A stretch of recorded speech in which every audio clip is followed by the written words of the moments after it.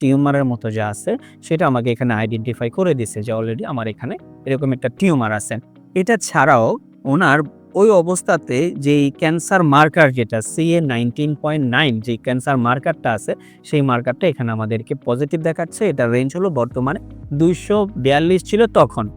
এই অবস্থাতে আমরা চিকিৎসা শুরু করি। আচ্ছা, এই অবস্থাতে চিকিৎসা শুরু করার ঠিক ১ মাসের পরেই আমাদের হাতে আরেকটা রিপোর্ট আসছে। আমরা CA 19.9 এর আরেকটা রিপোর্ট করছি। উনি যখন মার্চ মাসের ২০ তারিখে আমাদের এখান থেকে ওষুধ নেয়, মার্চ মাসের পরবর্তীতে এপ্রিল মাসে উনি আরেকটা পরীক্ষা করছে। যেটা ওইখানে 242 ছিল সেই রিপোর্টটা বর্তমানে ১ মাসের মাথায় সেই রিপোর্টটা আসছে 21.70 এ আসছে এই রিপোর্টটা। এর কিছুদিন পরে যেমন আপনার গত অক্টোবরের ২ তারিখে উনি আবার এই টেস্টটা করছে। অক্টোবরের ২ তারিখে আবার এই টেস্টটা করছে। সেই টেস্টটাতে ওনার রেজাল্ট তখন ২০ এর মধ্যে চলে আসে। যেটা ২১ এ ছিল সেটা ২০ এ, মানে আরো নিচে চলে আসছে।